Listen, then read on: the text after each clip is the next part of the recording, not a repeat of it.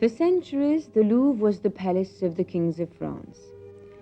This is what it looked like in about 1860, when Napoleon III completed it. The entire Tuileries wing was destroyed in 1871. Otherwise, the Louvre has not changed since 1860. During the preceding 6 centuries, however, it underwent constant transformation.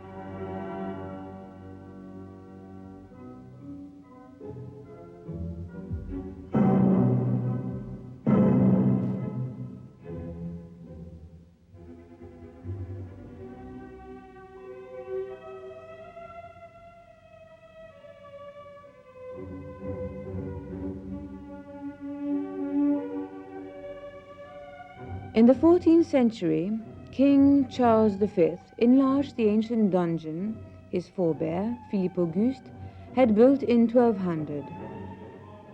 This is how the Louvre looked under Charles V. In a painting by the anonymous 15th century artist of the Parliament of Paris, Altarpiece. The picture was clearly designed as a celebration of the French royal line. Christ is represented between Charlemagne and France's great medieval king, Saint Louis. As one reign followed the other, more buildings went up. Louis XIV completed the square court and built the colonnade that bounds the Louvre on the east. In the meantime, the ancient dungeon had been destroyed.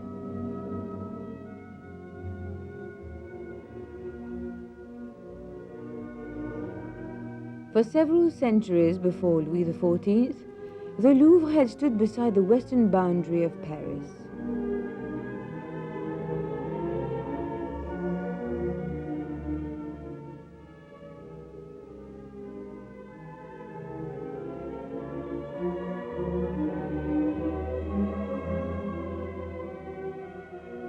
Beyond that came country and a horse fair.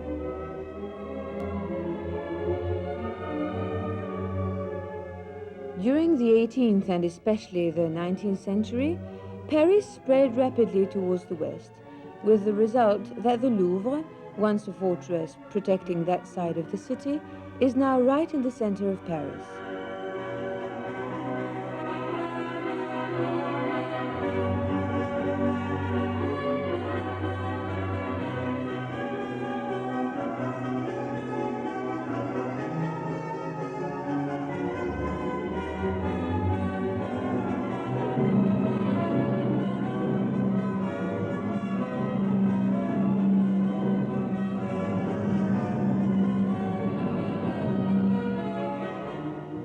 We will now go into the museum itself.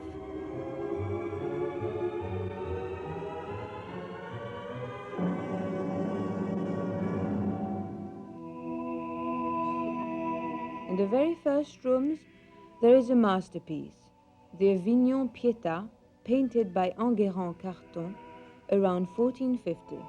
Its gold background recalls the earliest principles of Byzantine art,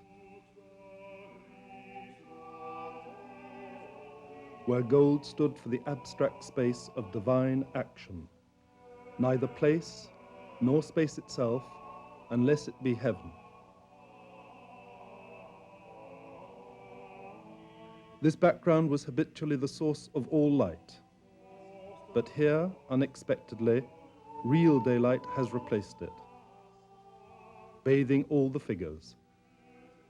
The donor,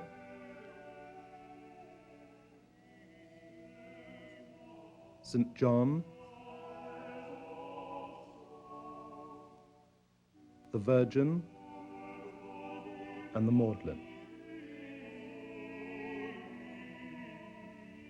Christ's body creates an almost tangible arc over his mother's knees. Modeled within that unique light, forms take on a specific density. What a Gothic artist would have expressed by means of line alone, Carton conveys by volume. The figures represented here have the solidity of real life. There is no ground beneath them, nor sky behind them, but they are so fully rounded out they have a statue-like presence. Notice how sharply delineated and expressively modelled the donor's face is.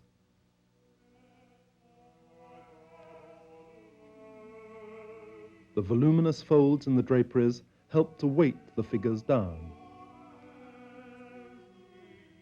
This perfect balance is offset by the Virgin's downcast face. Its emaciated look, filled with suffering, strikes a tragic note in this solid-seeming world. Her face is fixed in a mask of despair above Christ's body, whose all-too-perfect, ark-like form is dramatically broken by the all-too-perfect straightness of his fallen arm.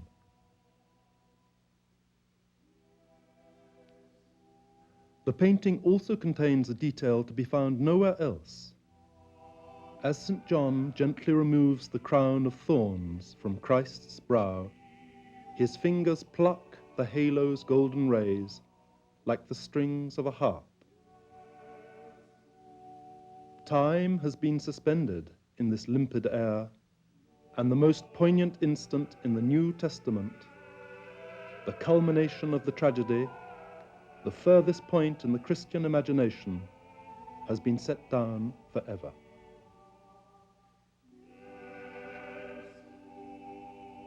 One may get some idea of how new the style of the Avignon Pietà was by comparing it with another Pietà painted some 50 years earlier by Jean Malouel, a Burgundian who strikes a typically French note.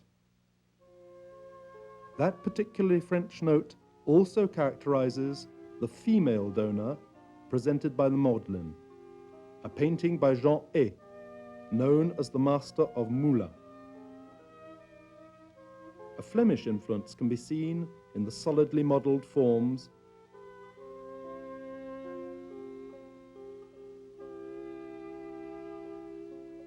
and yet there is a subtle harmony on the verge of dissonance that is altogether French.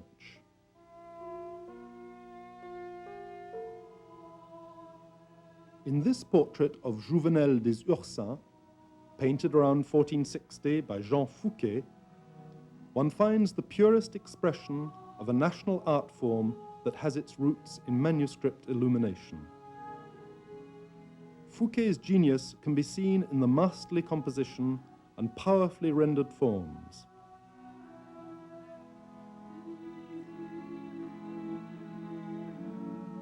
While his modernness is exemplified by the Renaissance-like background he has chosen for his subject, who was then Chancellor of France.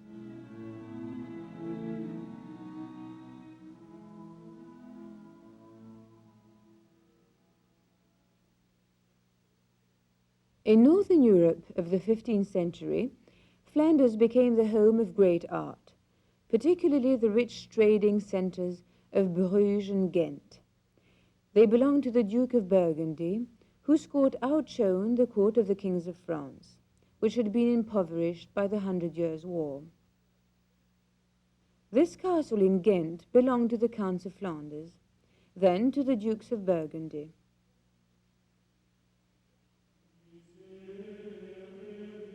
Jan van Eyck painted this portrait of the Chancellor, the Duke of Burgundy, around 1435. The way of looking at the world has clearly changed here. Theological concerns or questions of hierarchy no longer dictate the form images are given. Both the figures and the space have been realistically rendered in this famous portrait. The composition maintains a subtle balance between the Virgin and the donor.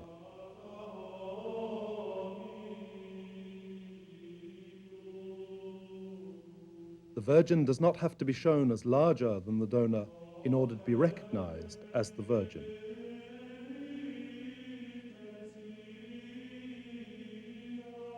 Lifelike limbs can be made out beneath the heavy draperies, which help as they touch the ground to accentuate the figure's solidity.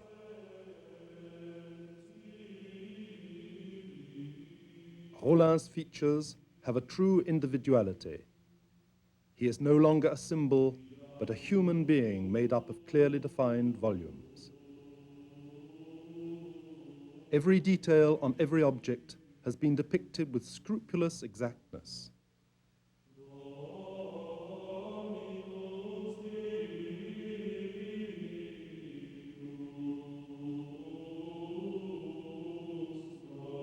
The composition is held together by the way light is used to create shadow inside the loggia and a powerful brightness extending over the countryside. Similarly, the closed space is contrasted with the openness of the country. The latter contains a kind of summary of the visible world, with river and plains, towns, fields, hills, and on the horizon, the Alps.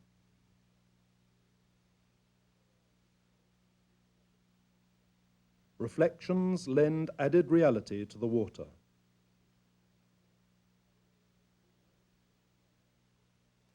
All the effects of light, from the window to as far as the horizon, have been suggested by nuances of color. This is how aerial perspective was introduced, bringing atmospheric effect into painting for the first time.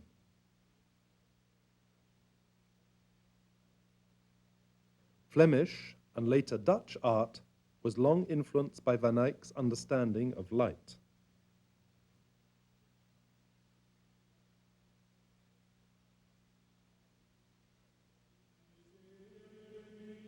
In comparison, Roger van der Weyden's Annunciation seems rather archaic.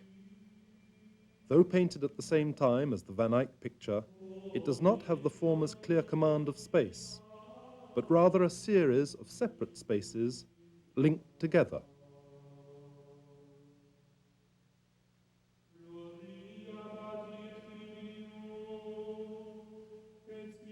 And yet, by using multiple perspective, the painter has clearly set out to give an impression of three-dimensional reality.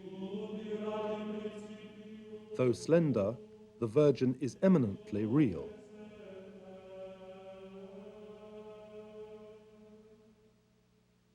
The objects surrounding her are depicted with an almost affectionate care.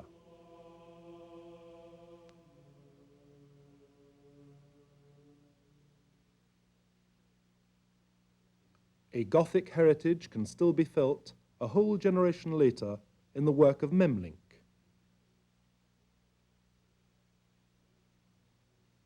The elegance of the Virgin's outline recalls an art based on linear eloquence.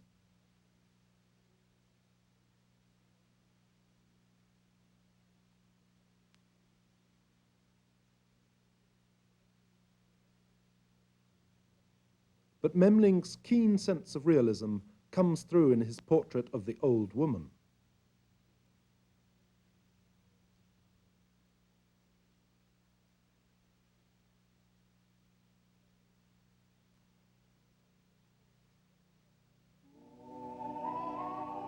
One further echo of the greatness of Gothic art is still perceptible in Dirk Boots's Lamentation of Christ. The strong sense of drama brings it close to expressionism.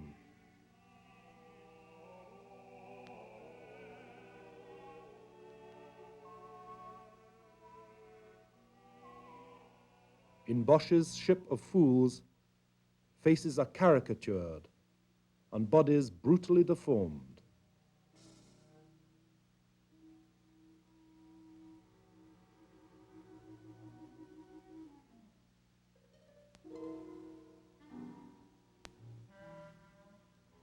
Light throws the thick paint into relief, revealing a marked freeness of technique. Up until then, artists had been at pains to hide their individual techniques. All the madness of earthly existence is represented here.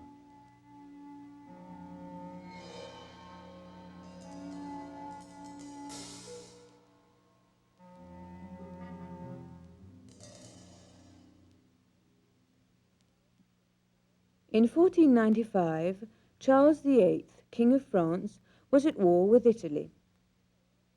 Having captured Milan and Florence, he was impressed by the pleasant luxury in which the Renaissance princes lived.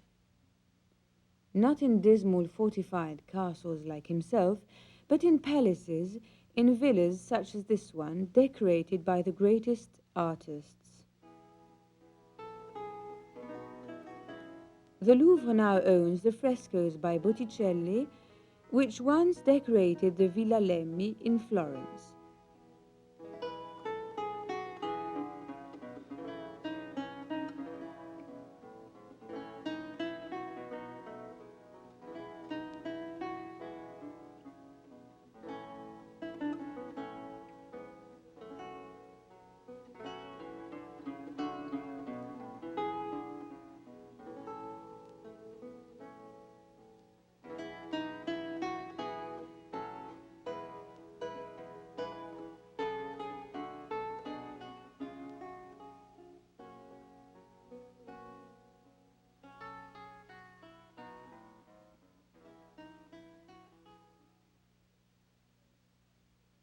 But the art of San Gimignano did not appeal to the French princes. So Italian works of the Middle Ages and early Renaissance came later to the Louvre and not through the royal collection.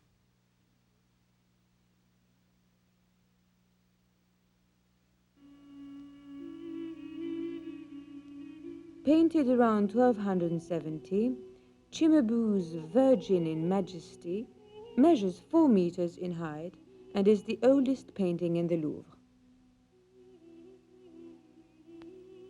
It is a perfect example of how Byzantine art still dominated Italian painting of the period. Faces have no real individuality.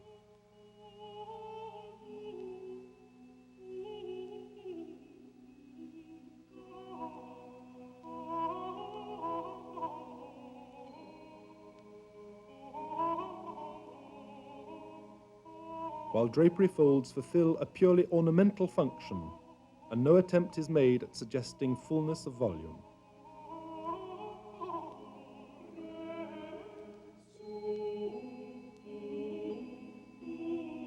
The Virgin appears almost weightless on her open-work throne. Line and gesture alone occupy the picture surface.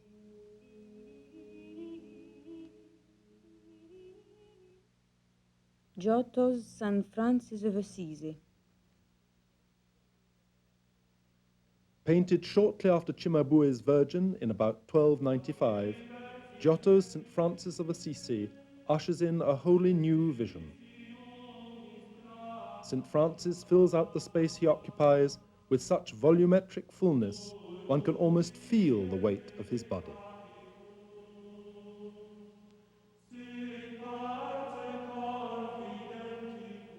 As in Gothic sculpture, feeling is conveyed by face and gesture.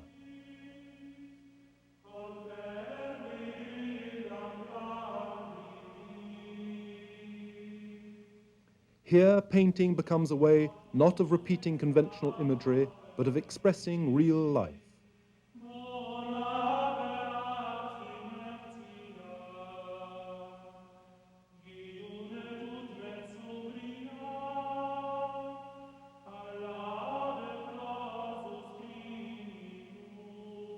The 6 wings would no doubt have surprised Giotto's contemporaries less than the strikingly realistic figure of St. Francis. Giotto was the first of the great Florentine innovators to communicate a restless intellectual quest through painting.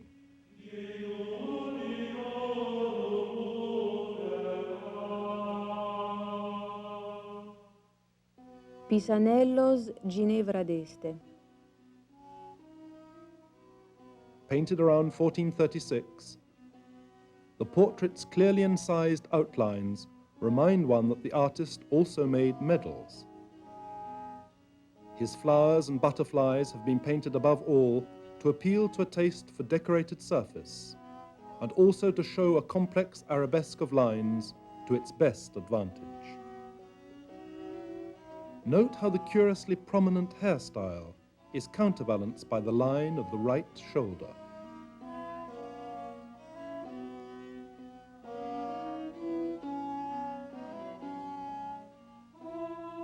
Angelico's Coronation of the Virgin.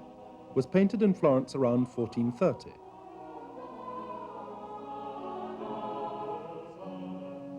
At first one is struck by its gracefulness, its eternally young figures, and the delightful contrast of real azure blue and pink.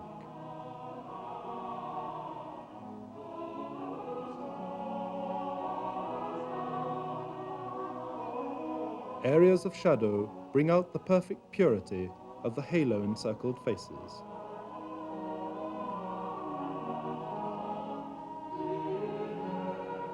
Yet the artist also sought to suggest a particular vision of space, created by the figures and their precisely folded draperies.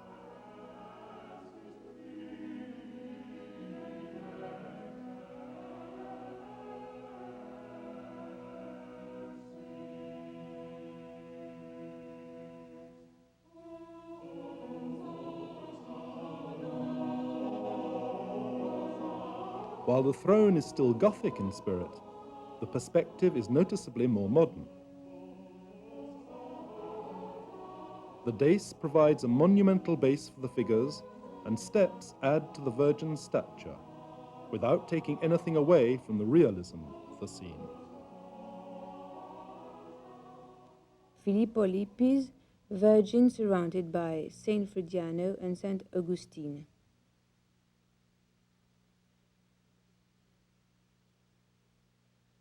One can feel the Renaissance approaching. The deliberately planned intervals between the figures is what creates space here, while volume is carved out by the play of light.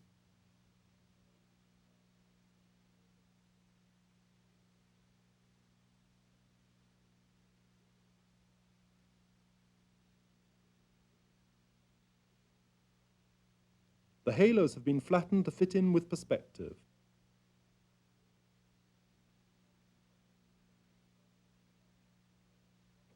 And even the background has changed, with the Madonna and Child placed in a niche. This reflects not only the change in architectural style, but also the new interest in geometry.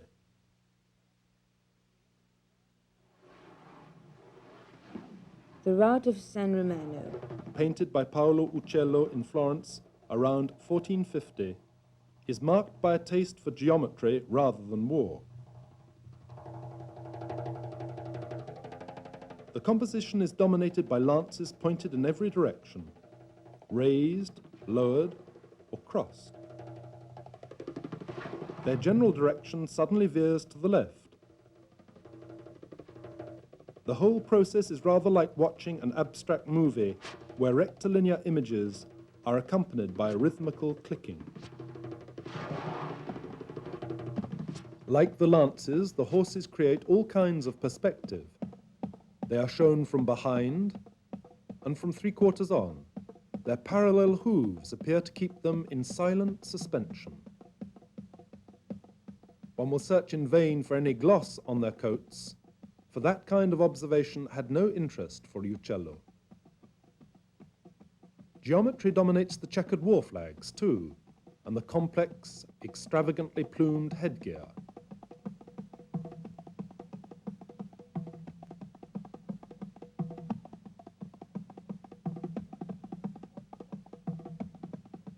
Uccello has set out not to describe reality, but to force it into the geometric patterns he loved, thus creating a world that might have come straight from a textbook on perspective. His determination has something heroic about it.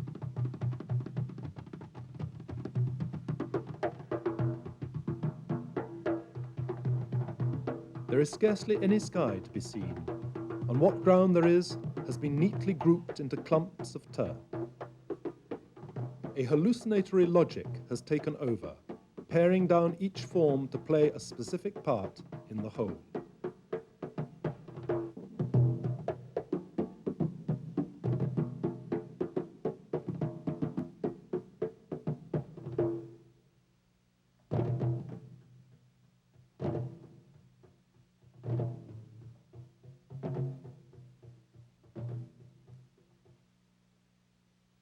This portrait of Sigismondo Malatesta, executed by Piero della Francesca around 1451, has a profile drawn with the same incisiveness as Pisanello's on a near black, empty background. Whatever is not absolutely essential to the portrait is reduced to purely geometrical form. The hair is treated as an element of mass, the neck becomes a cylinder, and the doublet pure volume. But each individual feature, the tightly closed lips and forcefully jutting nose, fits into the strictly measured whole.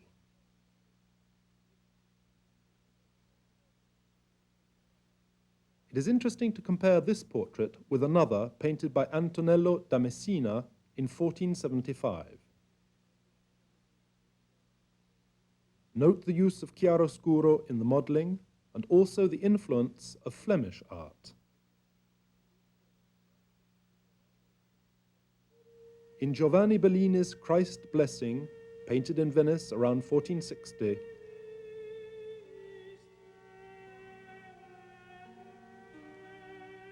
one is struck by the marks of suffering on the face, the blood on the stigmata, and the lifeless gestures of the hands.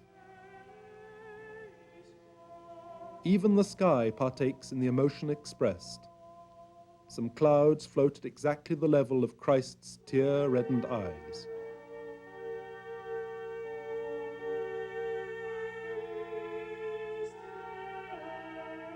The low-lying horizon and abruptly downward-leading perspective draw attention to the landscape and the huge sky spread behind Christ. Here one may detect the very first glimmerings of what, in art history, came to be known as Venetian light.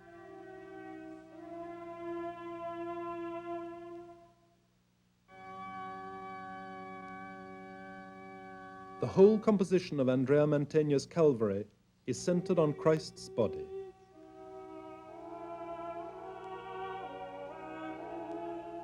The artist has gone to considerable lengths to suggest the third dimension by using the flagstones on which the crosses have been erected to create lines leading to a vanishing point.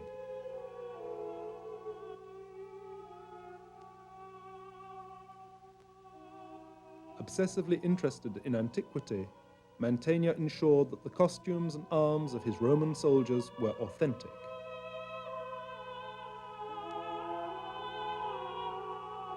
Mantegna has also succeeded in creating a sense of depth by means of curving lines. The harshly delineated faces recall the features of certain sculptures. Yet one is conscious above all of the richness of the colors, which end, curiously enough, by prevailing over this tragic scene. as entranced as his predecessors by Italian art, François I brought one of the period's great geniuses, Leonardo da Vinci, to France. It was in this manor house, beside the royal palace at Amboise, that the artist lived from 1516 to his death in 1519.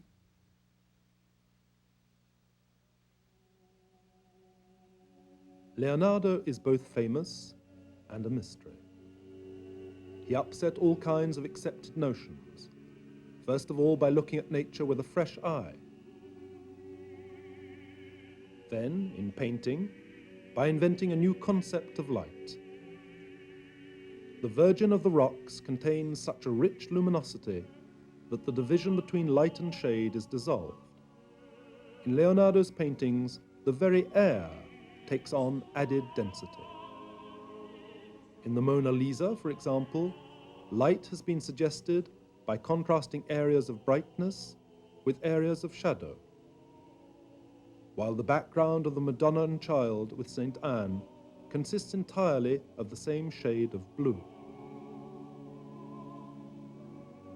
From now on, the pure Quattrocento light of Piero della Francesca and Fra Angelico will seem to other painters too unreal to use. Leonardo changed not only the effects of light, but those of movement as well. The head here is not shown exactly full face, nor the shoulders from exactly 3/4.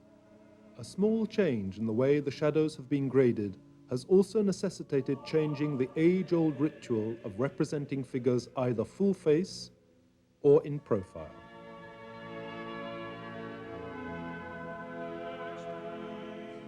In the Madonna and Child with St. Anne, movement is indicated by means of the figures, by the way they hold their heads, or where their arms or eyes are directed.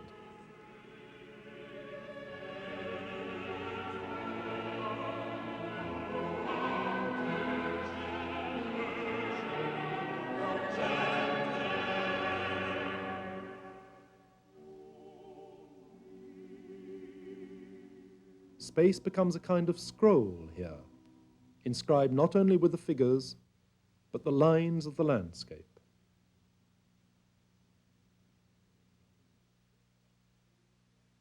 The foreground of the Virgin of the Rocks is filled with the most perfectly depicted mass of plants.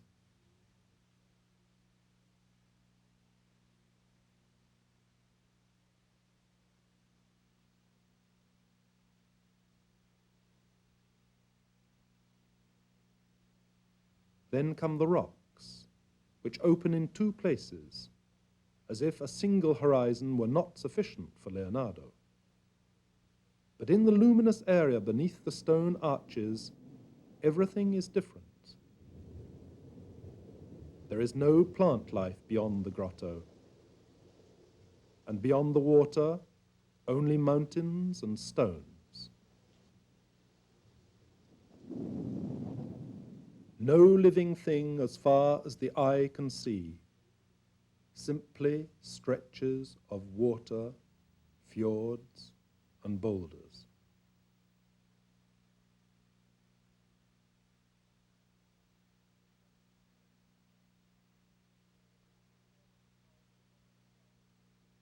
In the Madonna and Child with St. Anne, the stony waste has crept into the foreground.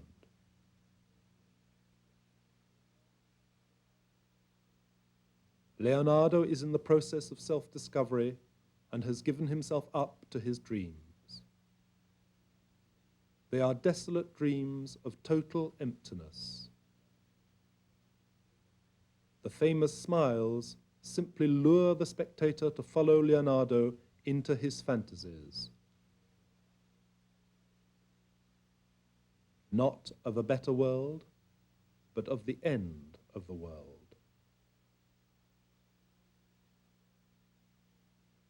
Leonardo's immense artistry and intelligence led him to this conclusion. And yet he had absorbed everything his predecessors could teach him. One could still sense the precise Florentine draftsmanship beneath the modeling of the hand in the Virgin of the Rocks.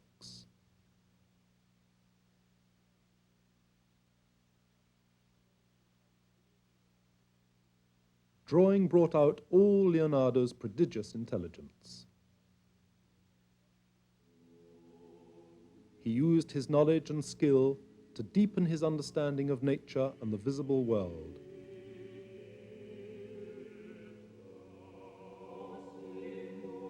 And he brought a new concept of space into art.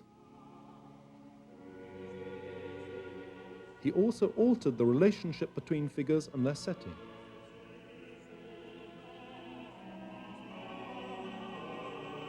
The Mona Lisa, for instance, is more closely linked to the air in which she is represented.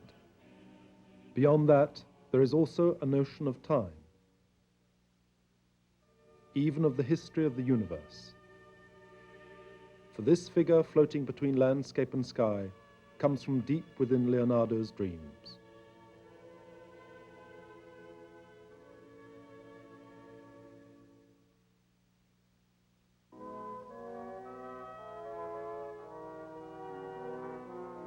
The School of Fontainebleau. Fontainebleau, the royal palace where François I was born. This is the gallery, built and decorated for him. Throughout the 16th century, François and subsequent monarchs drew Italian artists to their court.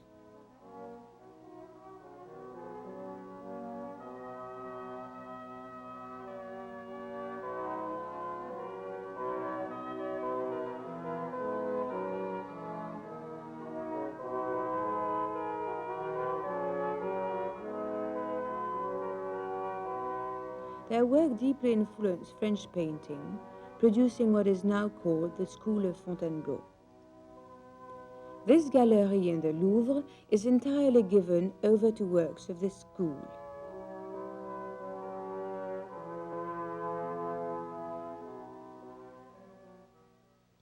Courtly conventions of bodily grace and elegance dominate this Diana the Huntress, painted by an anonymous artist.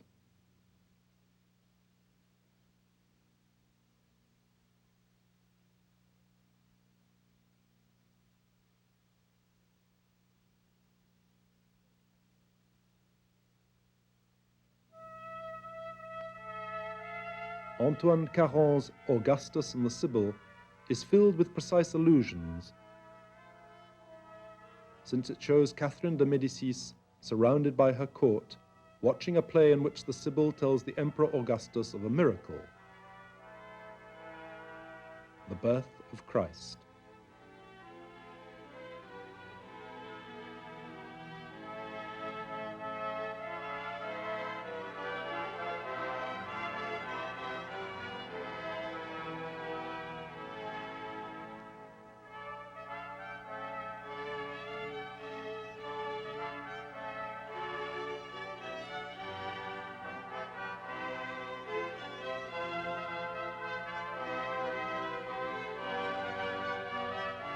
The scale of the figures and their attenuated forms,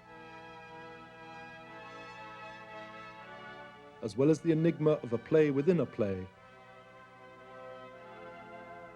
are elements that were bound to please courtiers of the period, who loved artificiality and intellectual refinement.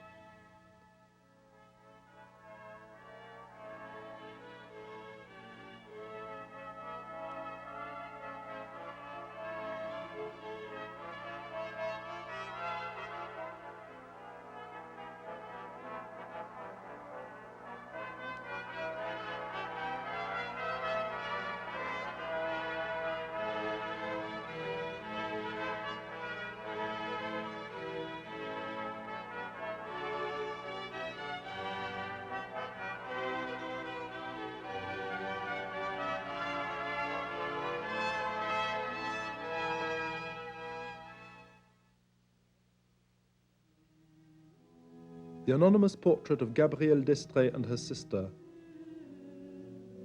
contains a toned-down eroticism, which the initiated will have no trouble in interpreting.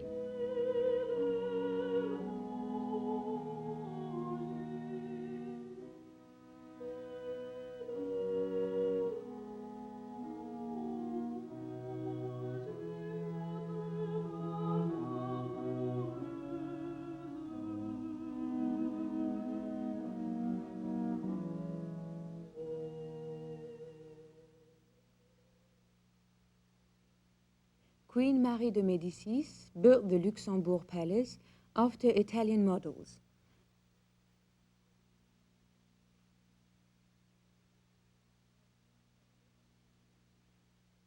For her new residence, she commissioned Rubens, who had broken away from the Mannerist style, to paint a series of pictures of herself and her husband, Henry IV. The series now hangs in a room at the Louvre. Figures once again take on monumental proportions in Rubens's Apotheosis of Henri IV.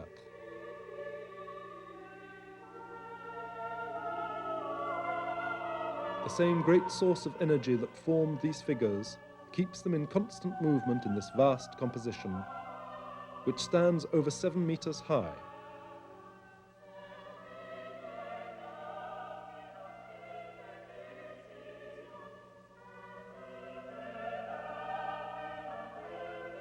Today we sometimes find it difficult to appreciate such abundance of flesh and satin-like skin. executed in sweeping brushstrokes of transparent color.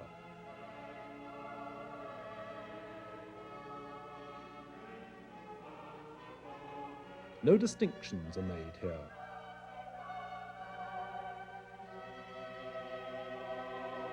Still lifes are imbued with the same vitality as the allegorical figures which mingle unconcernedly with the real figures of Marie and Henri.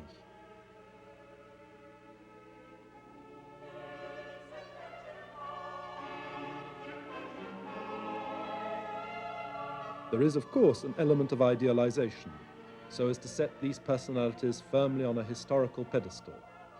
But Rubens has captured all sorts of real-life details in their bodies, faces, and gestures.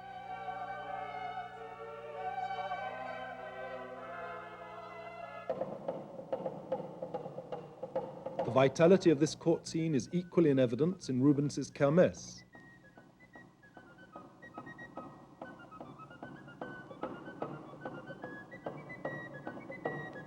Where ordinary life is depicted in realistic detail.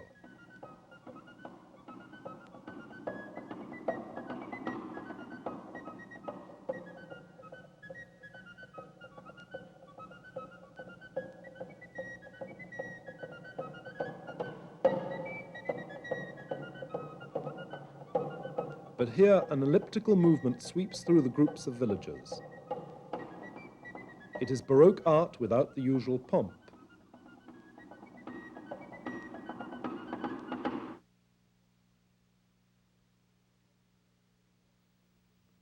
Rubens was often able to express himself totally in a sketch or a study, as in this portrait of his second wife, Hélène Fourmont. The brushwork is fluid and built up in layers of bright transparent colors over the brown monochrome of the preliminary sketch. Rubens's ease and joy in painting have long been a source of delight for other artists. Rubens may be compared to Renoir, not only for the sensation he gives of loving life, but also for having found a masterly technique for expressing it.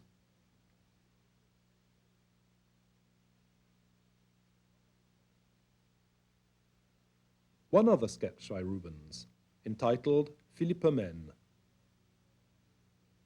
The still life has been vigorously constructed and conveys a near tangible sense of mass. In the finished picture of this subject, now in Madrid, Rubens had an assistant paint the still life.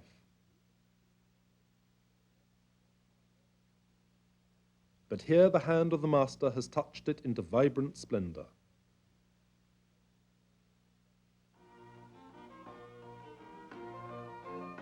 Patronage by this time had been established as a royal tradition. Charles I of England was to become the greatest collector of his period. Van Dyck gave an aristocratic cast to what he had learned from working with Rubens. Charles I is in many ways the greatest of court portraits.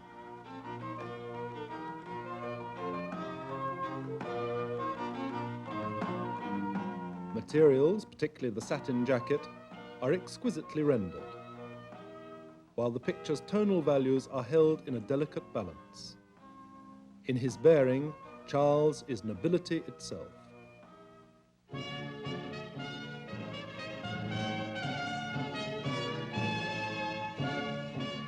The 17th century. The Galerie des Glaces at Versailles, where royal patronage reached its peak under Louis XIV, portrayed here by Rigaud.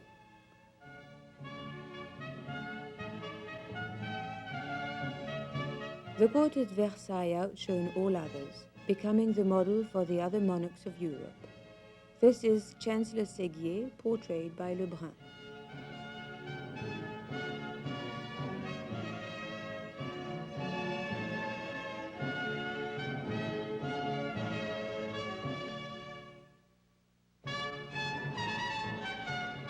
Louis XIV set out to show French monarchy in the most splendid surroundings possible. His additions to the royal collection, his personal taste, and the taste of his courtiers still strongly characterize the present-day Louvre. Among the pictures which Louis inherited were two Raphaels, the Belle Jardinière and St. Michael slaying the dragon. La Belle Jardinière. Under unevenly distributed light, the composition has been built up in the form of a triangle, with figures and landscape attributed their exact place in the scheme of things. Line has become freer, and the contours of the figures noticeably more fluid.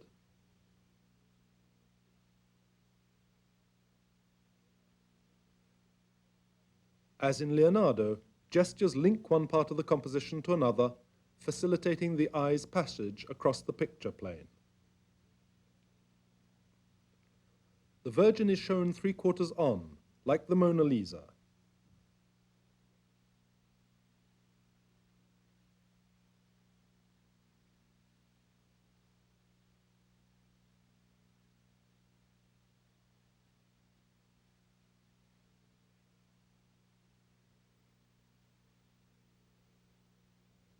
Ten years later, in 1518, Raphael painted St. Michael slaying the dragon.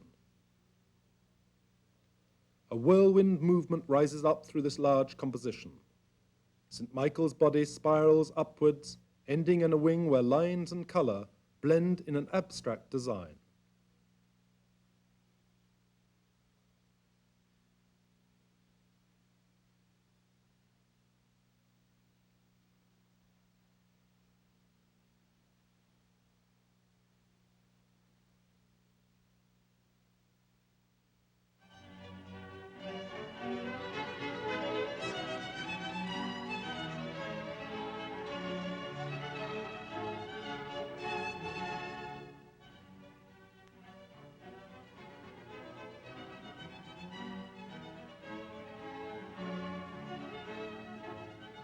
Louis XIV's personal preferences were not only for Correggio and Veronese, but also for Holbein, Dürer, and perhaps above all, for Titian.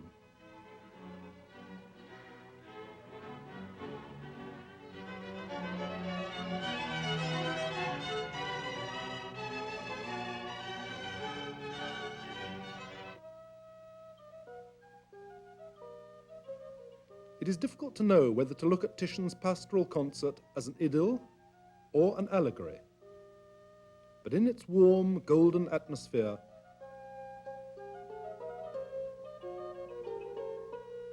one is particularly conscious of the masterly brushstrokes which leave the contours of forms unemphasized in order to draw attention to the effects of reflected light.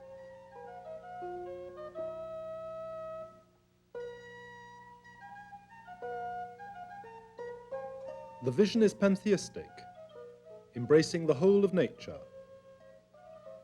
And it is no doubt in this context that one should view the unexpected juxtaposition of the nude women with their clothed companions.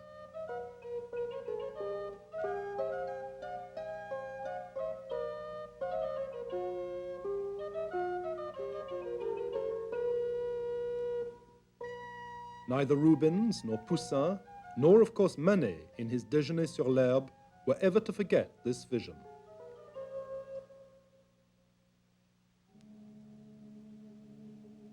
Titian's entombment has been conceived on a large scale, with its figures strongly contrasted against the emptiness of the landscape. Notice how the gestures form a diamond shape that acts as a frame round the body of Christ. To have left Christ's face in shadow was a daring innovation for the period. The evening sky casts a dramatic light on St. John's face, half hidden in shadow, and accentuates the whiteness of the winding sheet. Titian's achievement in creating so amply based a symmetry is dependent on his consummate skill in finding the most expressive means for conveying every detail in the picture.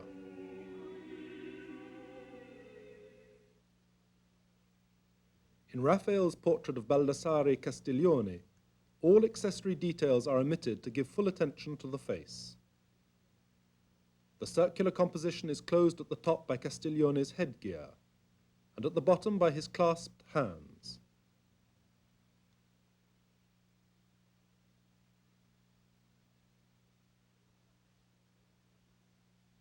However classical this portrait seems, Raphael would not have found such rich tones without the example of Venetian color.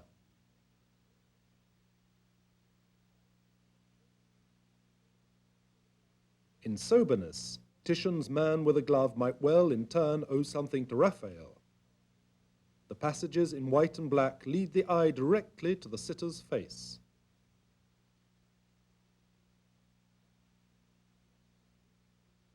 Just as the sitter's hands are more open than in the Raphael portrait, so is the overall composition.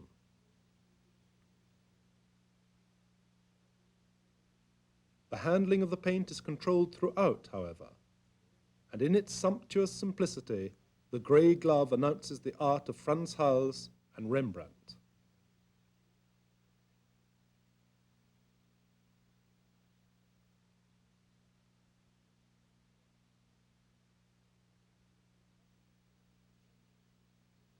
Italian influence is immediately apparent in Albrecht Dürer's Self-Portrait with a Thistle, painted in 1494.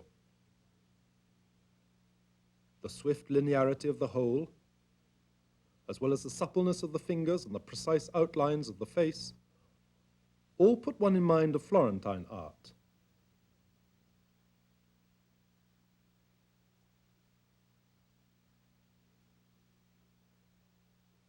The range of color is sober, yet subtle, especially in the hair, the braiding, and the sleeve.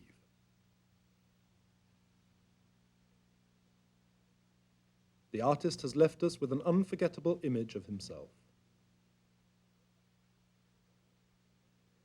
Holbein's portrait of Erasmus is wonderfully lifelike, right down to the false modesty with which the great man lowers his eyes.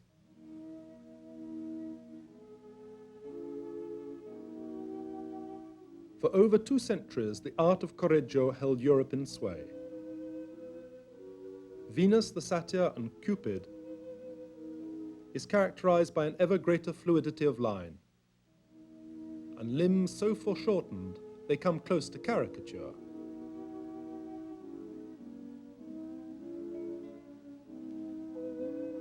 The picture's soft light gives it a sensuality that enthralled generation after generation.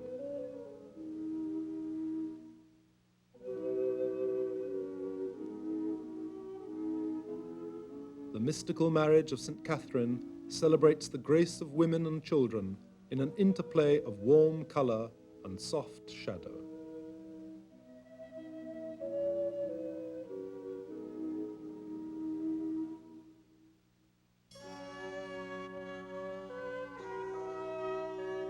We return to Venice in the second half of the 16th century and to Veronese's Supper at Emmaus.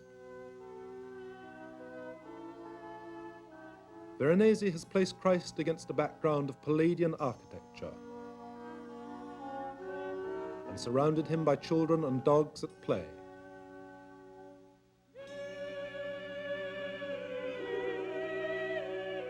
The luxuriousness of the setting is matched by the luxuriousness of the paint.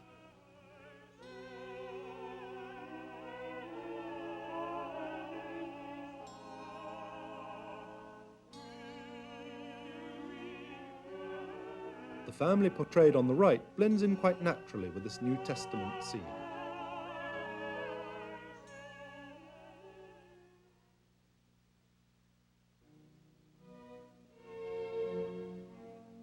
During Louis XIV's reign, aristocratic taste turned towards Rome, not only ancient Rome, but the city of the Renaissance and the emerging Baroque style. Artists from all over Europe congregated there because Rome was the center of new ideas in the arts, like Montparnasse in the 20s.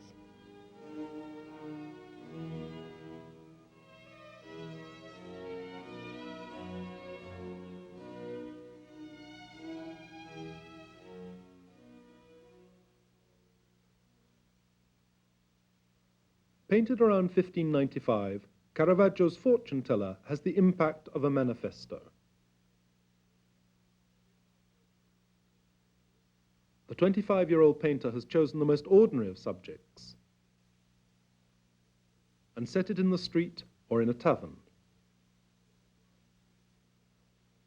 People of that time would have been particularly shocked by the way the composition cuts its figures off at the waist. There is no attempt to please here. The paint is thin and smooth, and there is so little depth that the two torsos all but melt into the background.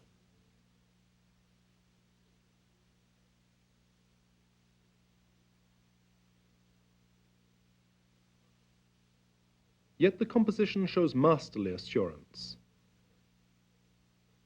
The figures' round faces seem almost expressionless at first, but they are, in fact, psychologically highly accurate.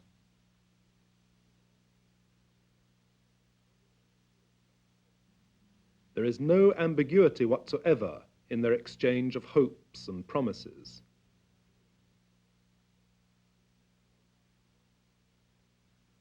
The contrasted looks and gestures hint at what has just happened, and also at what is to come.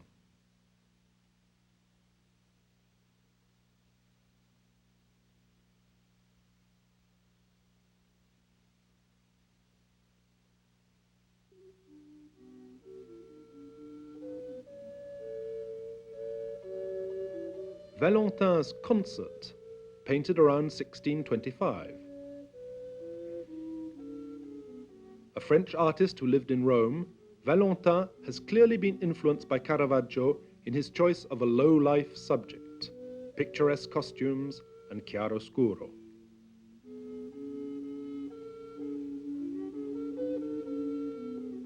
Yet Valentin strikes a wholly personal note in his fondness for bluish atmospheres broken by splashes of bright colour.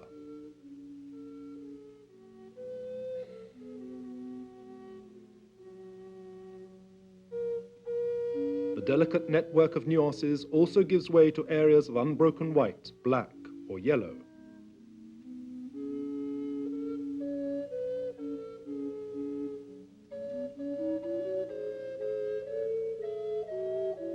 A certain melancholic seriousness runs through the painting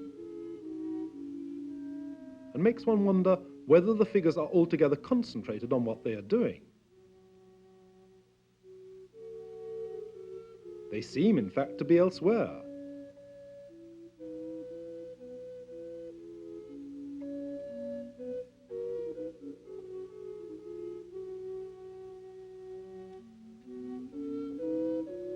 Look at the child leaning on his elbow, surrounded by instruments.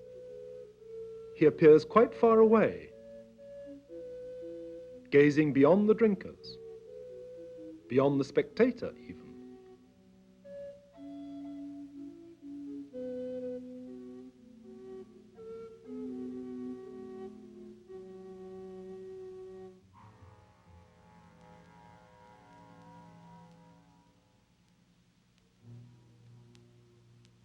The Plague of Asdod, painted by Poussin in 1630.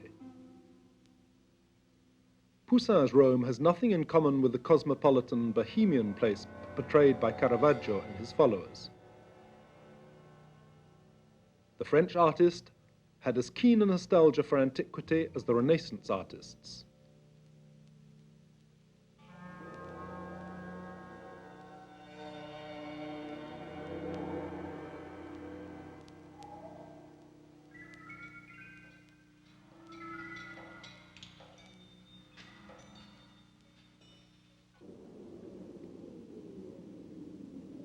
The Hebrews shown here, struck by the plague, are dressed exactly like Romans except for their turbans. The city of Asdod is ancient Rome as a man of the 17th century might have imagined it.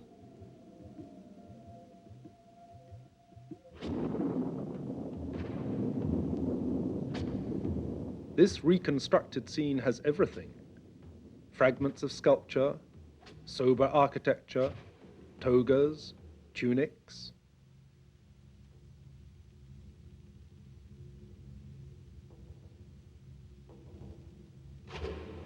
one can feel Poussin's determination to impose his own style. There is none of Caravaggio and Valentin's love of the picturesque.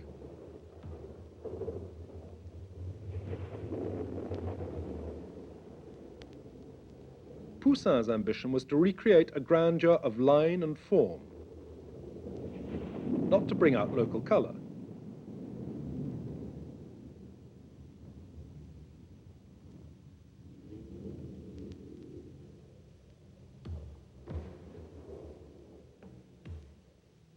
This perfect world lacks color, in fact, and air even as well.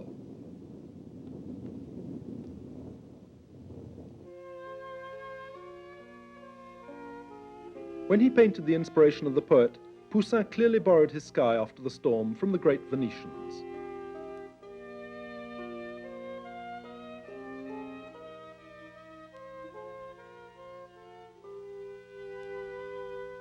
The three figures, the Muse, Apollo, and one assumes Virgil, are life-size.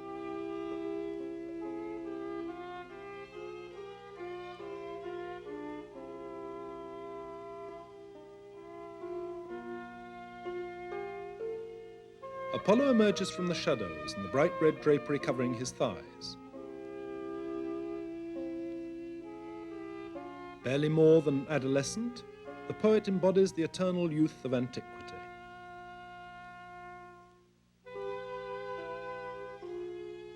Classical poetry is reborn in the form and colors, in the golden reflections on the lyre and Apollo's sandals.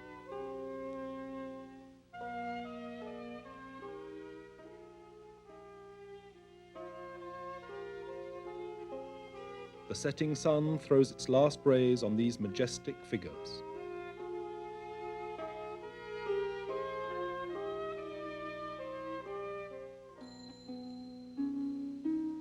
Around the same date, 1630, Poussin turned to the tragic theme of Echo and Narcissus. Narcissus died from having looked too long at his own reflection and was changed into a flower. Here, in fact, we have the central theme of Baroque art, transformation from one state to another, of a man metamorphosed into a flower.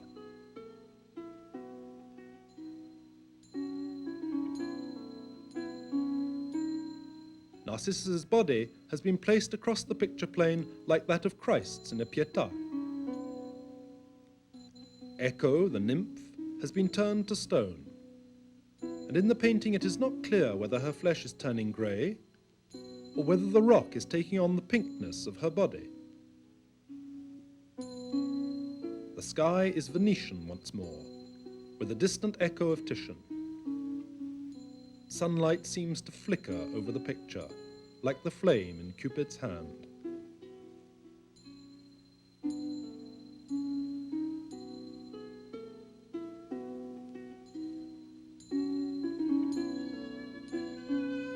Diogenes throwing his bowl by Poussin.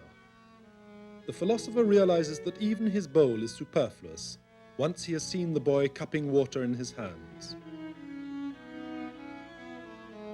The two figures are in the heart of nature, which, in works by Poussin, is always inhabited.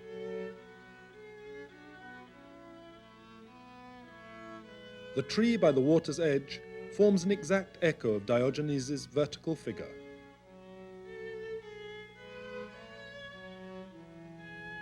The foreground is filled with stones and the bowl. Poussin was quite capable of imitating nature exactly, but he preferred an ordered vision, with strict outlines for his figures and landscapes, and a cold, precise light. A sense of order prevails.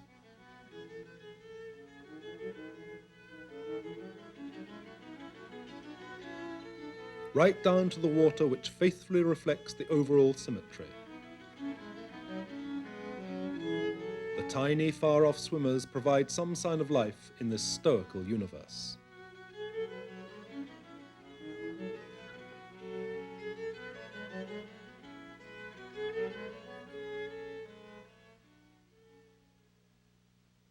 From this self-portrait of around 1650, one can see that Poussin was a severe rather than an easy-going man.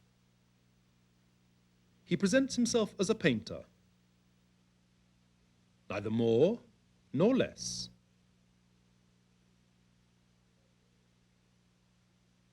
And above all, with a painter's eye. Around him, one can see the attributes of his art, including a crowned woman, the allegorical figure that represents painting.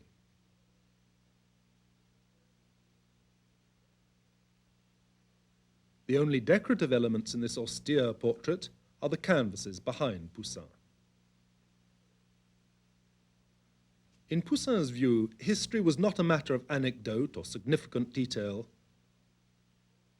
but a compression of time in which Christianity and the world of antiquity could at last be brought together.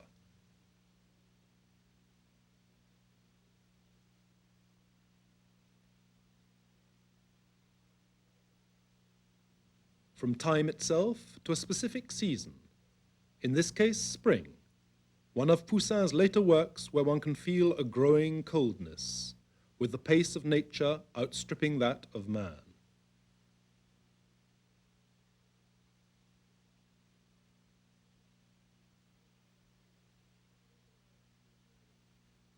In Claude Lorrain's Fording the River, painted in 1648,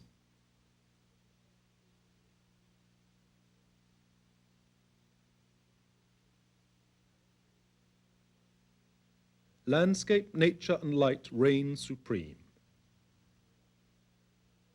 The composition is made up of a succession of horizontal layers, an area of water, and a tongue of land with peak after peak leading from darkish brown to the bluish mauve of the horizon.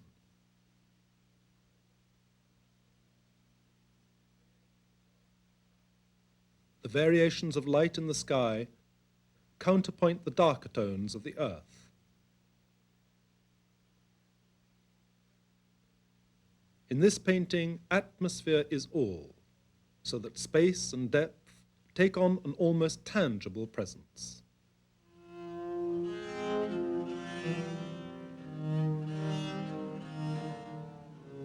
Georges de la Tour appears to have worked throughout his life in Lorraine, where, inexplicably enough, the influence of Caravaggio reached him. In Joseph the Carpenter, candlelight gives him ample opportunity for displaying his skill at rendering form.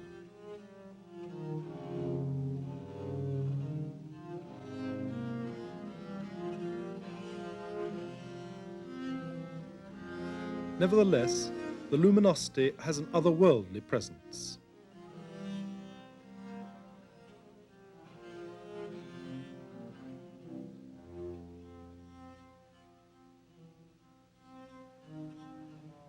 The same luminosity pervades the adoration of the shepherds, but it has become softer, and the impression is correspondingly more realistic. A uniform regularity characterizes the faces and the clothes.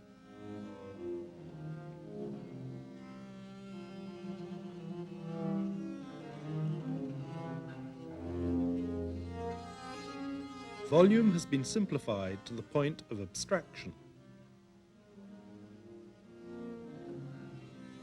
There are no cold tones in the chromatic range lit up by the flame. All emotion appears to have been suspended. Even the flame does not flicker in this unexpected stillness.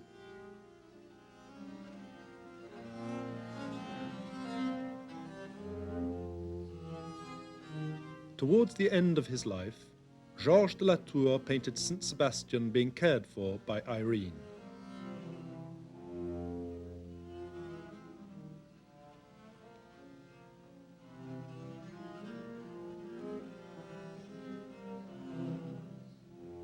With its vertical sections rising one above the other, the composition resembles the structure of a church organ.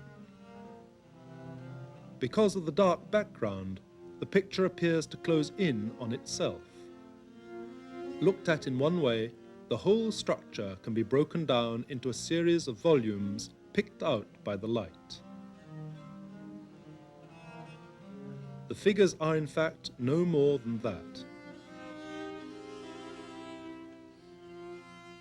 Not even the play of torchlight diminishes the fullness of the forms.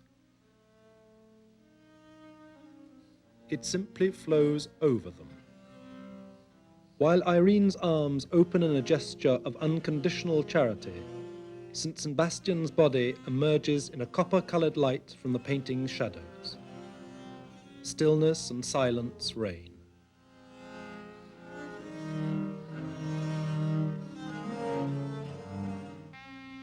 Simplicity and seriousness are the dominant traits of the early 17th century painter Louis Le Nain. In his peasant family, the composition consists of a straightforward horizontal, while the colours are basically limited to grey and beige.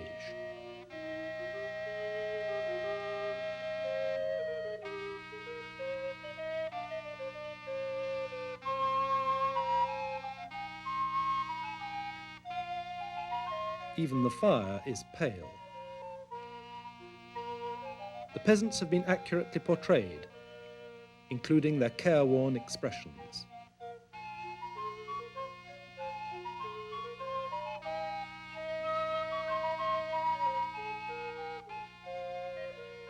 Village life remains Le Nain's subject in the smithy.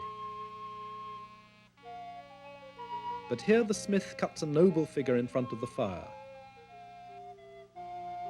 Detail is exquisitely rendered through light touches of the brush.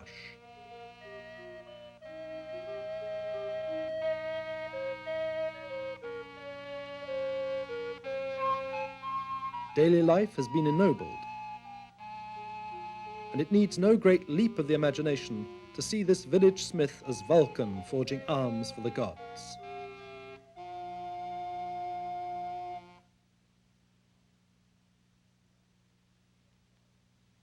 Velasquez is not far away.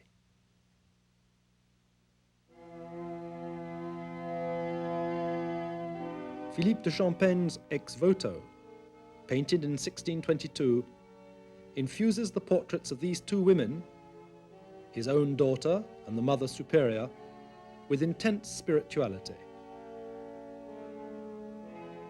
The painter's obvious skill appears to have been held in check by a Christian sense of austerity.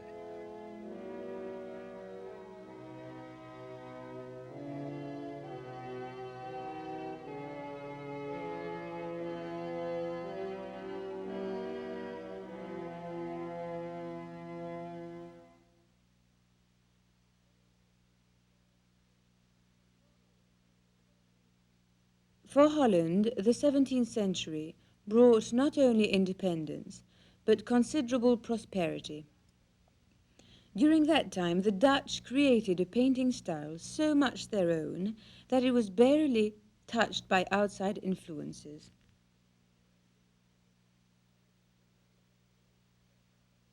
Nevertheless, the Gypsy Girl by Frans Hals has a Caravagesque subject, a girl of the streets. But the style is eminently personal. The artist's rapid brushwork crushes tiny areas of white like snowflakes. Yet all the details of the face and dress are admirably conveyed through this flecked technique.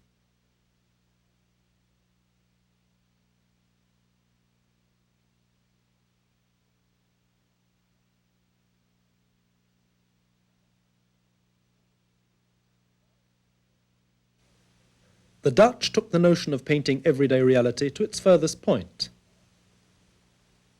In Ter Borch's reading lesson, a gentle light plays over the figures.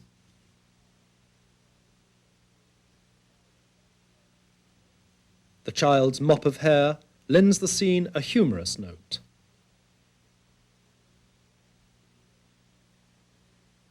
Peter de Hooch has created a marvelous impression of space in his woman drinking by alternating broad bands of light and shadow.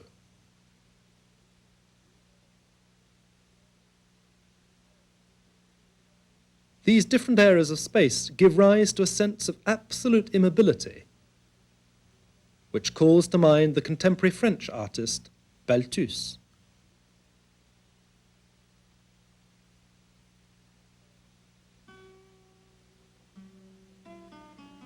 This brings us now to Vermeer's Lace Maker.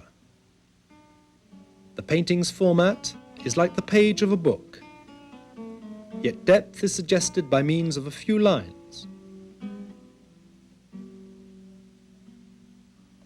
Within the work's perfect unity, a unique atmosphere prevails. Note the unusual angle Vermeer has chosen for his sitter's head.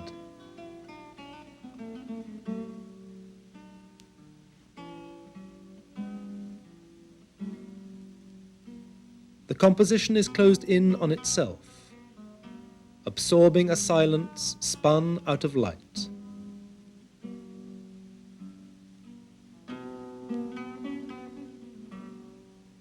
No painter was ever to come closer to the mystery of light.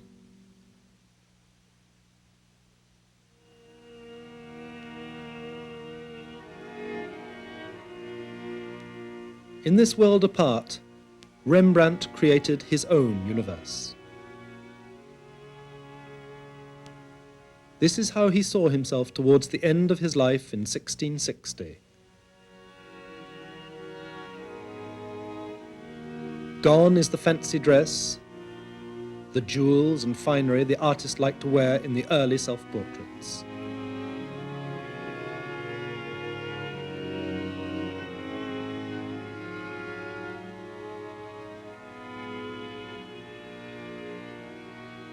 Here he is shown at work, with his brushes and palette. His gaze is a steady questioning of himself and the world, and it emerges from the deep shadows of the background.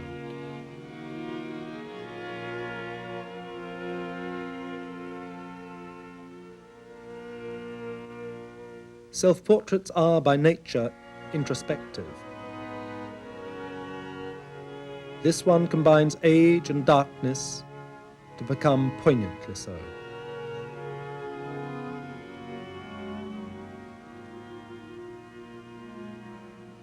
Rembrandt turned that questioning gaze on the scriptures throughout his life, painting scenes such as Christ at Emmaus and St. Matthew inspired by an angel.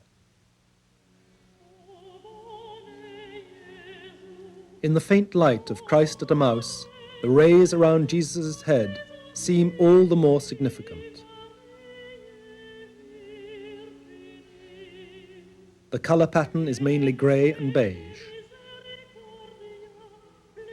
with one bright note of red in the apostles' sleeves.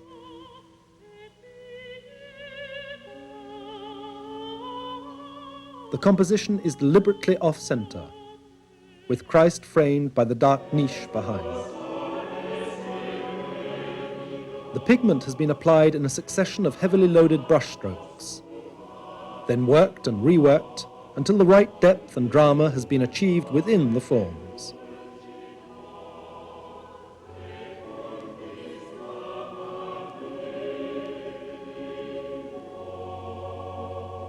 In St. Matthew as well, one is always conscious of how free Rembrandt's brushwork is, transforming a mass of near abstract marks into a book or a hand. One is also aware of Rembrandt's deep familiarity with the Bible, which comes through in the seriousness of the faces portrayed here.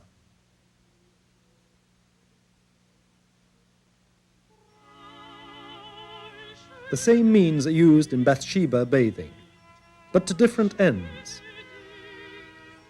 In his mature work, Rembrandt does not indicate where the light that bathes his picture comes from.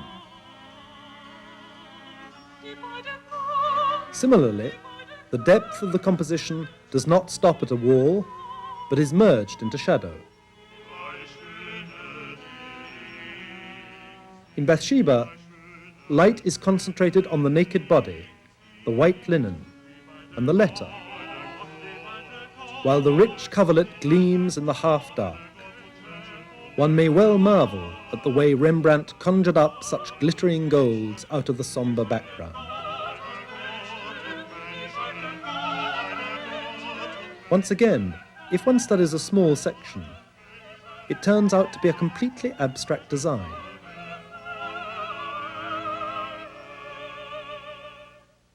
But by stepping back and looking at the picture as a whole, one finds everything fitting into place, including the dreamy expression of Bathsheba herself.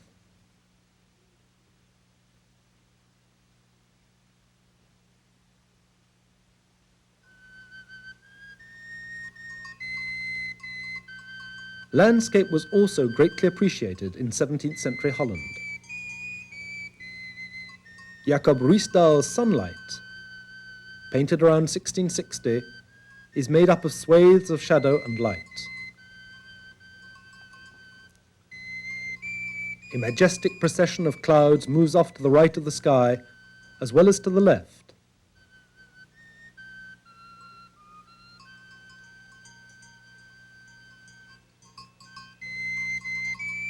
Light glows beneath the picture's overall patterning of browns and greys.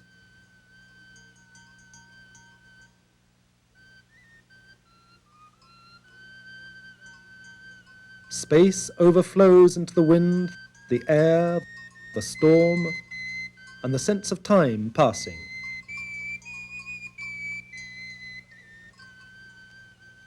Nothing happens in this scene, so romantically close to nature that the Barbizon school painters Jules Dupré and Théodore Rousseau came back to a similar vision 2 centuries later.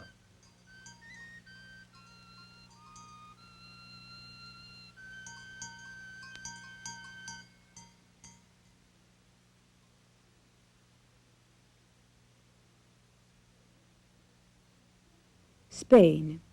The Escorial, King Philip II, Monastery Palace. In our choice of European paintings, Spain has been absent so far because Spanish painting did not gain an audience in France until the 19th century, when its unique qualities and innate violence began to be appreciated.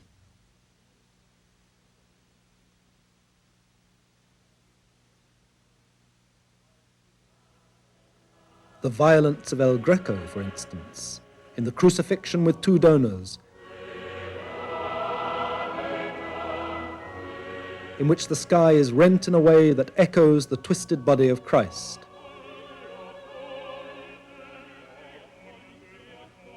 The dramatically contrasted colors, the blue-green sky and the patches of pure, blank, white flesh are more imagined than real.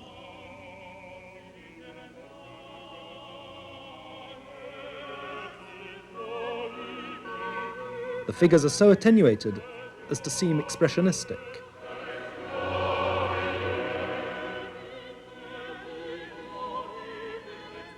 And the perspective is drawn upwards to lead the eye to Christ's face.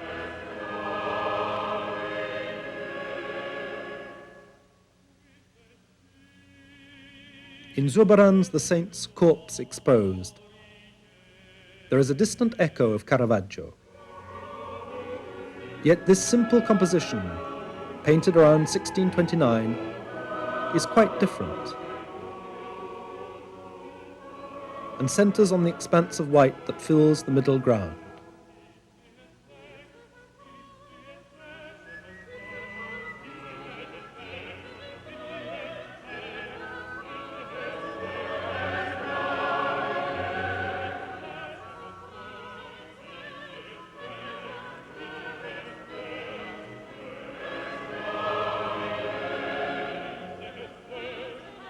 The thick, smooth texture of the paint Zurbaran uses is of prime importance, since it creates the color contrast between the white garment the saint wears and the embroidered cloth of gold.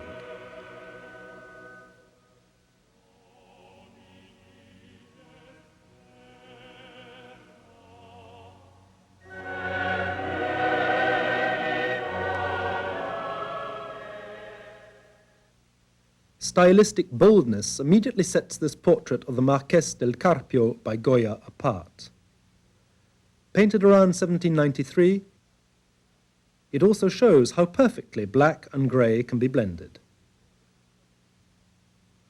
Note how magnificently the shoe buckle and the mantilla have been painted.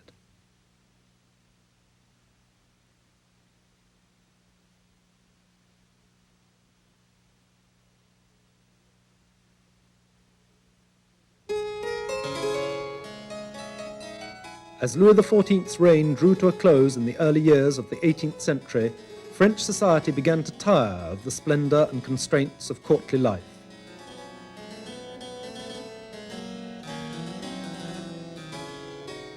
Watteau captured this moment of change and nostalgia perfectly. The embarkation for the island of Cythera is more dream than reality. Gilles is similarly unreal, with its actor appearing off stage. The stage is in fact reality, and reality a stage. On the couples about to leave, Watteau casts an amber-coloured light and gentle colours accentuated now and then by dashes of black.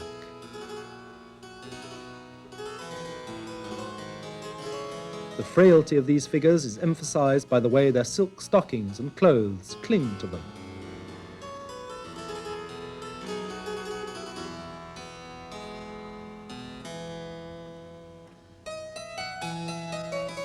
There is, of course, a strong hint of Rubens here, but transformed by Watteau's languid melancholy.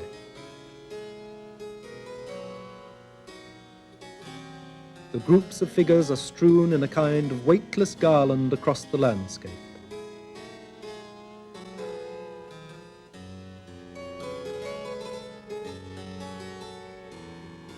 They float in the picture's gilded light.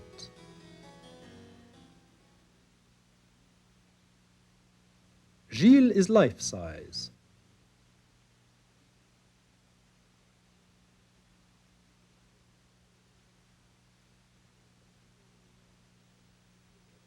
A strange figure, dressed in silvery satin, and ill at ease, both with his costume and with himself.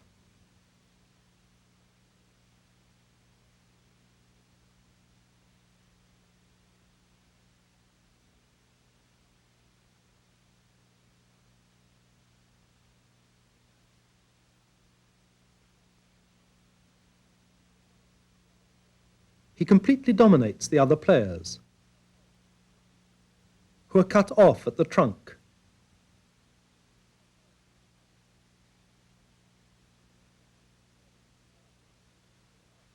From the shadows, a figure with a ruff stares at us.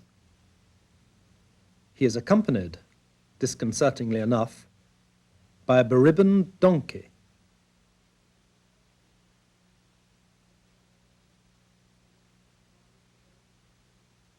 Colours merge in an almost magical harmony here, both unreal and true. This is a picture that questions and gives no answers.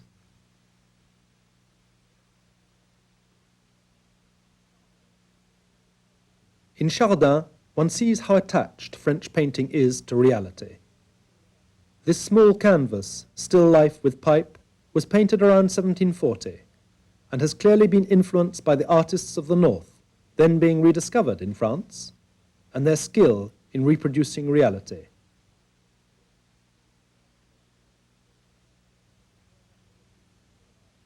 However, everything has been thought out here and given its exact place for all eternity.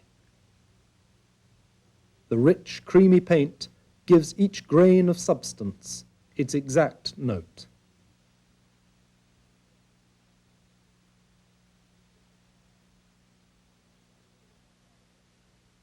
Also by Chardin is this Provider, a genre scene describing a moment in the daily round of a middle-class household.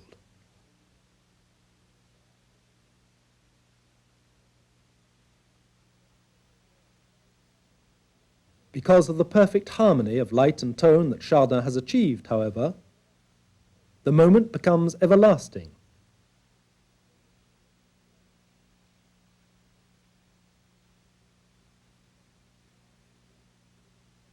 the artist spins figures and objects out of the same substance, light, in all its infinite nuances.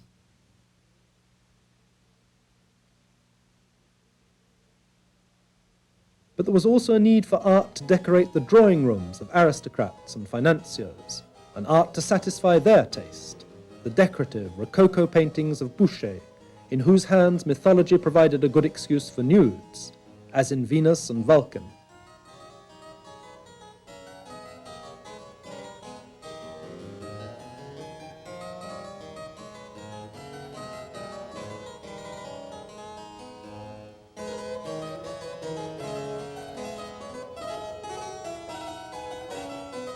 By Fragonard, The Bolt, an openly erotic scene very much to the taste of the time.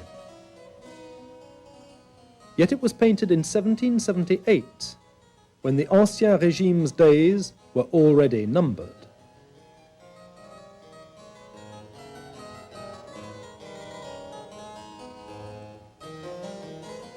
One may detect a certain neoclassical influence in the deliberately flattened composition and the carefully ordered folds of the draperies.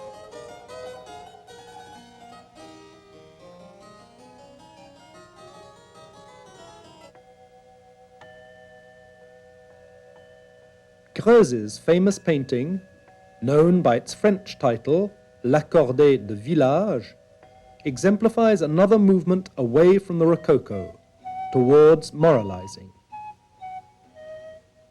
The philosophy underlying this genre scene is that one need no longer portray gods or prophets in order to make the spectator think.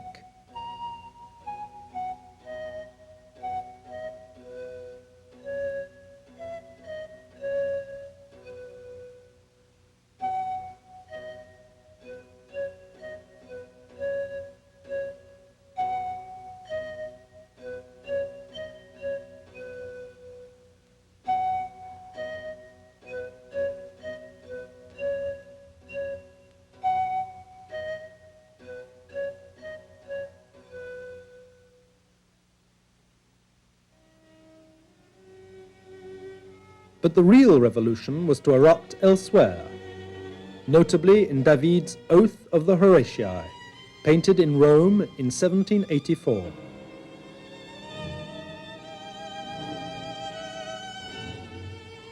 A revolution, certainly, but one that had been carefully thought out.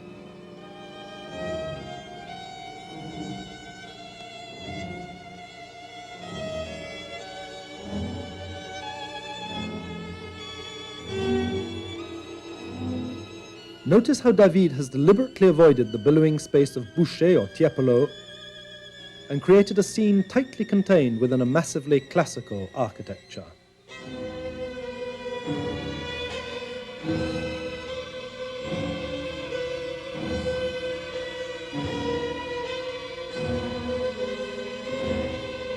The composition, with its distinctly separate groups of figures, reflects the clarity of David's aims when he planned the picture.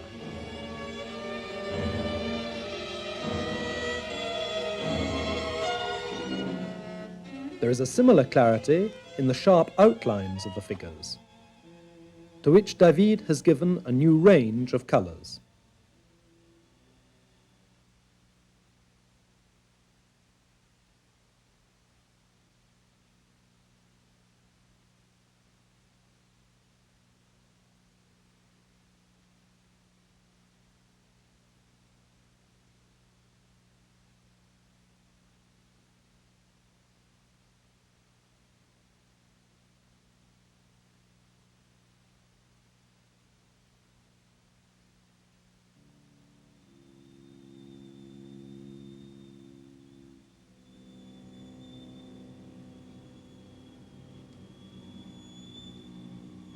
Form and colour are softer in the group of sorrowing women.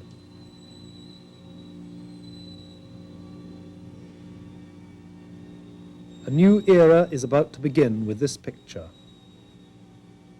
It is as if the artist had some foreknowledge of the other revolution that was about to get underway. 1789, the French Revolution. 1797, General Bonaparte, painted by David.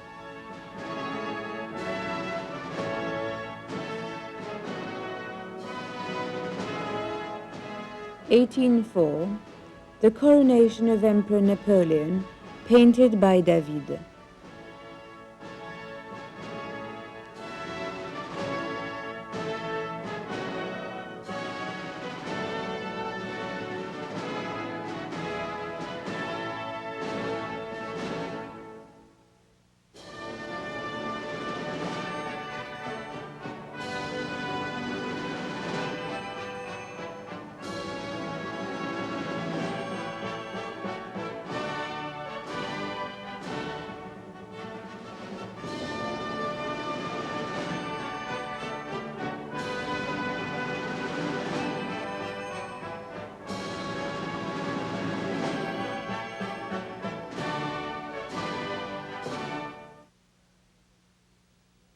Ingres, portrait of Mademoiselle Rivière, painted in 1806, when the artist was a young man of 25.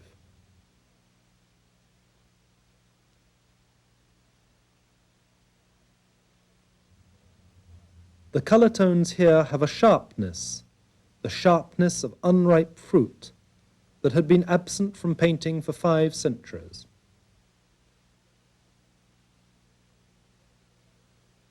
A later portrait by Ingres of Monsieur Bertin, painted in 1832. The sitter was a prominent personality, editor of an influential newspaper. Ingres captured his character and social status through the lines and volumes of his portrait.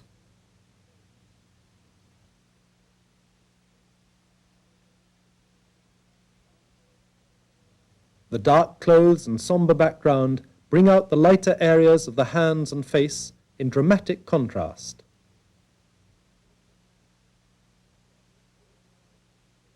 The unbroken lines of the sitter's silhouette convey the strength of his personality and settle him firmly in his armchair. Another indication of Monsieur Bertin's power may be found in his claw-like hands. But this portrait tells us less about Ingres than his Bain Turc, which the artist painted in 1862 at the age of over 80. One of the artist's many variations on the theme of the female nude,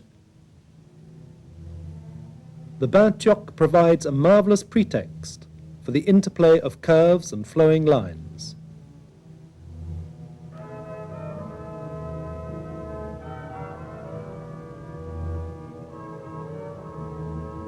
Naked body and languorous gesture are repeated as if one were looking into a mirror.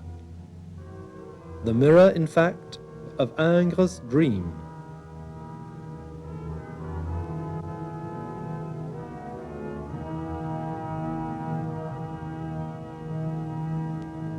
The blonde-haired odalisque, being tightly held by her friend, has the face of a Madonna by Raphael.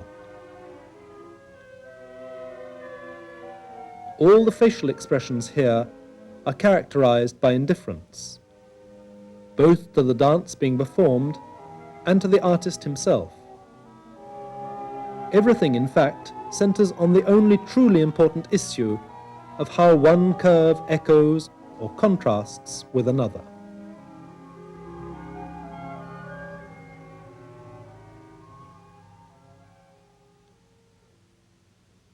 A few years after the fall of Napoleon's empire, Géricault produced his masterpiece, The Raft of the Medusa, based on a real event.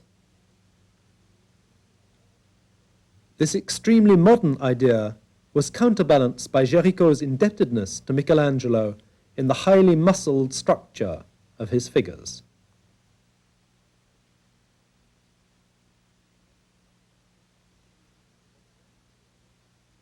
Romanticism came into being with this picture. A breath of new life, of new youth, was to transform the arts. Delacroix, born like Balzac and Victor Hugo at the turn of the 19th century, personified Romanticism. But there were two sides to his complex nature. One was deeply attached to tradition, to large-scale history paintings like Sardanapalus. The other was drawn to innovation, as in the Algerian women at home.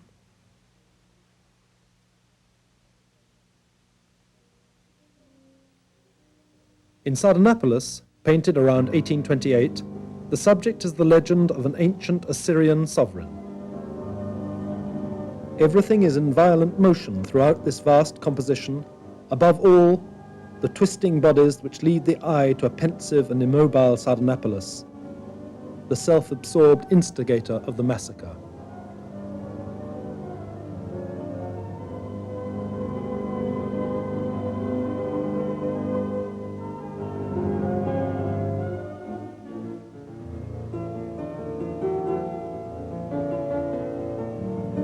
In terms of color, the picture has a mass of white flowing into a great river of red.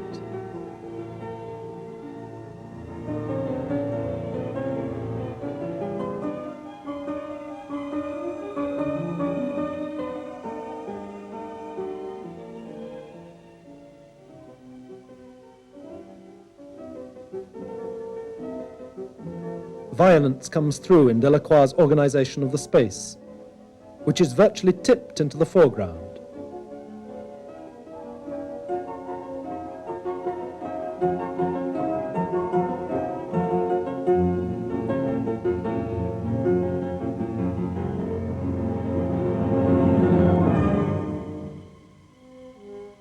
The influence of Rubens and even Tintoretto can be felt.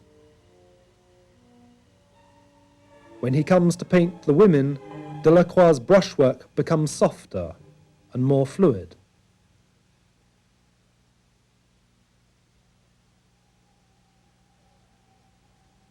Sardanapalus is a dreamlike vision that deep reflection has disturbed.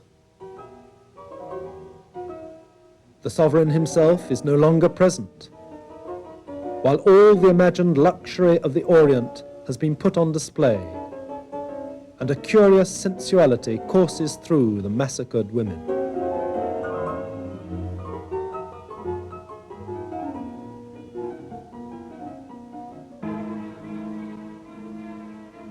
Algerian Women at Home, painted in 1834, is about light and color creating space.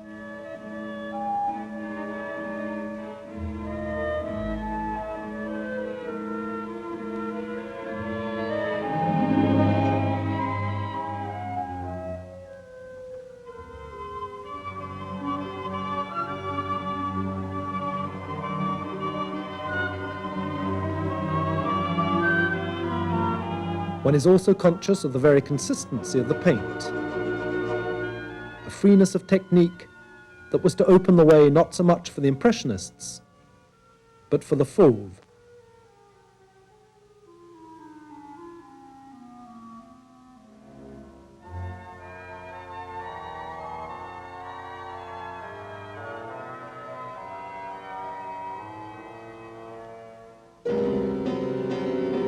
Outside France, Romanticism had taken various courses.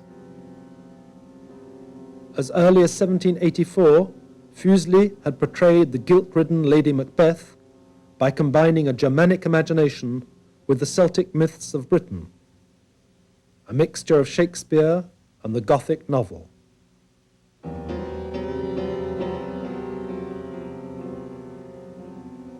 In Germany, meanwhile, Friedrich had painted his Tree with Crows around 1822. A tight handwriting characterizes this small composition. The neoclassical style was to lend a particular ascetic note to German Romanticism.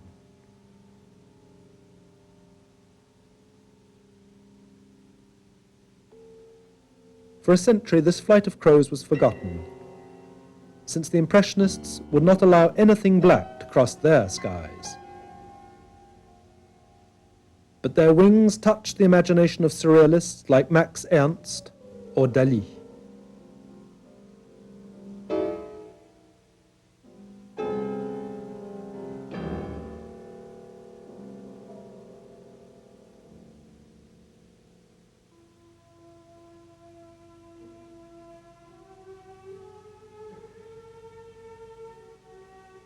Dynasties of collectors, then generations of museum keepers, have been necessary to bring together all these images of the past for the visitor to the Louvre.